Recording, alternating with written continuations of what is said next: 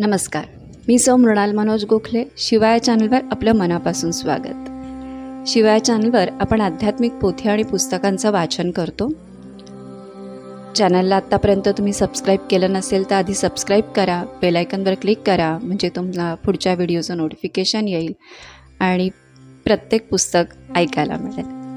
आत्ता सध्या आपण श्रीपाद श्रीवल्लभ चरित्रामृत ग्रंथाचं पठण करतो आहे आणि त्याच्याच एका व्हिडिओखाली मला एका दादांची कमेंट आली होती.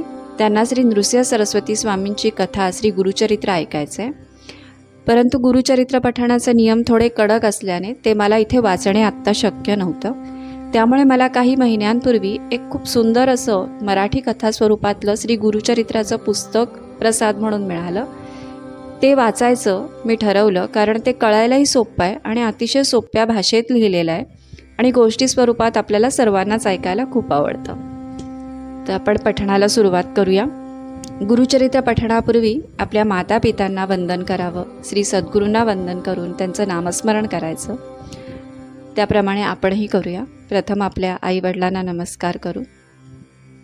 मी माझ्या सद्गुरूंचं नामस्मरण करते. तुम्ही तुमच्या इष्टदेवतेचं, कुलदैवतेचं आणि सद्गुरूंचं नामस्मरण करू शकता.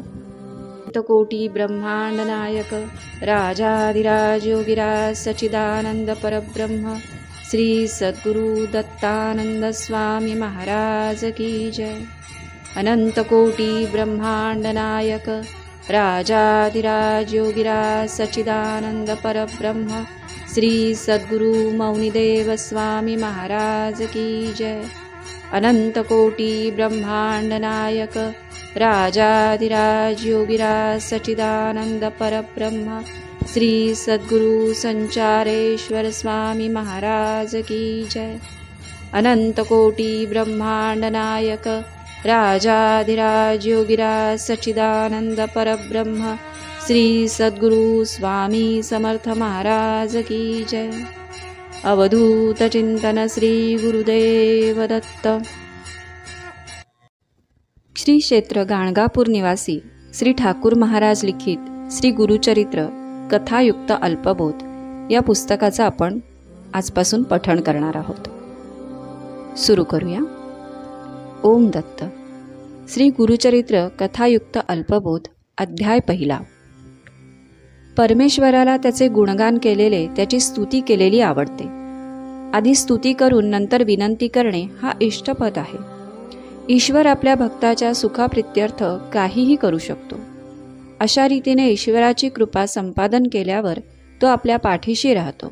त्यामुळे भक्ताचे नियोजित कार्य सफल होते. श्री गुरुचरित्र लिहिताना ग्रंथारंभी ग्रंथाचा कर्ता सरस्वती गंगाधर यांनी प्रथम मंगलाचरण आपले गुरु, पूर्वज, सप्तपुरुष यांची आळवणी केली आहे. श्री सरस्वती, श्री गणेश, सिद्ध, यक्ष, किन्नर या सर्वांना नमन केले आहे. पूर्वजांचे स्मरण केले आहे. तसेच श्री गुरुकृपा आणि आज्ञा कशी झाली तेही सांगितले आहे. स्वयं श्री नृसिंह सरस्वतींची आज्ञा झाली म्हणून श्री गुरुचरित्र लिहिण्यास घेतले. श्री दत्तावतारी नृसिंह सरस्वतींच्या कृपेची तळमळ वाटणारा त्यांचा नामधारक साधक घराबाहेर पडतो. व्याकुळ अंतःकरणाने ईश्वर आणि गुरु एकरूप मानून त्यांची स्तुती करतो. श्री गुरूंनी त्याला साक्षात्कार दिल्यावर आपल्या हृदयात त्यांची स्थापना करतो. निजाश्रूंनी त्यांचे चरणक्षालन करतो. अवधूत चिंतन श्री गुरुदेव दत्त. अल्पबोध. वाचक हो, श्री गुरुचरित्राच्या वाचनाने, श्रवणाने आणि पारायणाने श्री दत्तात्रेय, श्रीपाद श्रीवल्लभ आणि श्री नृसिंह सरस्वतींची कृपा होऊन आपले मनोरथ पूर्ण होते. स्वतः नामधारक साधकाच्या मनाची तळमळ आणि अंतःकरणापासून गुरुदर्शनाची ओढ होती. म्हणूनच त्याच्याकडून स्वतः श्री दत्तराजाने श्री गुरुचरित्र लिहून घेतले. म्हणून नामधारक साधकाप्रमाणे भाव ठेवून गुरुभक्तीत रमावे. असे केल्याने मनोरथ पूर्ण होईल. कोणतेही शुभकार्य करताना प्रारंभी परमेश्वराची स्तुती करावीच लागते. जशी नामधारकाने या ग्रंथारंभी केली आहे ती विसरता कामा नये. पुढे असेच वाटते की श्री सरस्वती गंगाधर म्हणतो, श्री गुरु नरसिंह सरस्वती हे गाणगापुरात वास्तव्य करून होते. त्यांची ख्याती व महिमा मी सांगणार आहे. तो एकाग्र मनाने ऐकावा. त्या ग्रामात श्री गुरूंचे वास्तव्य होते. हे सर्व राज्यातील लोकांना माहीत होते. त्यांची कीर्ती सर्वत्र पसरली होती. सर्व लोक तेथे यात्रेला येत असत. तेथे जाऊन आराधना करणाऱ्यांना अनुभव येत असत. त्यांची जी काही इच्छा असे, पुत्र, पत्नी, धन, संपत्ती, जे काही वांछित असे ते लवकर प्राप्त होत असे. तिथे येऊन संतान प्राप्त झाल्यावर लोक मुलाला श्री गुरूंचेच नाव ठेवीत. असाच एक गुरूंचेच नाव ठेवलेला, आपण त्याला नामधारक म्हणूया.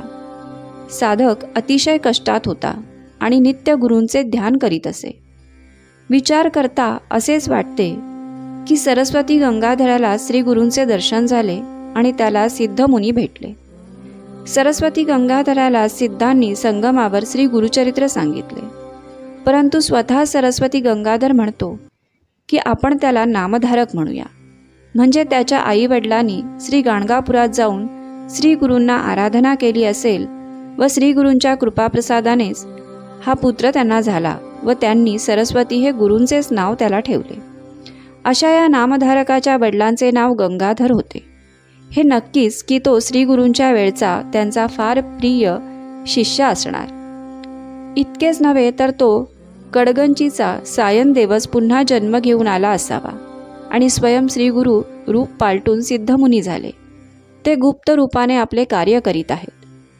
श्री गुरुचरित्राचा कर्ता सरस्वती गंगाधर याने हे पण फार मोठे विचारतंत्र वापरले आहे.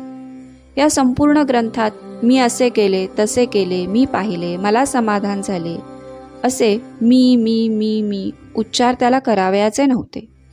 आपल्या सांगण्यातून मी मी हा शब्दप्रयोग त्याला करावयाचा नव्हता.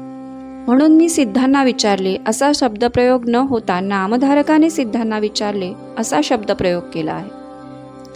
कदाचित सिद्धमुनींनीही सरस्वतीला नामधारक अशा नावाचा प्रयोग कराव्यास सांगितले असेलही. म्हणून नामधारक तो सरस्वती आहे हे नक्कीच आहे असे आम्हाला म्हणावयाचे आहे. ओम दत्त नारायण. ओम दत्त.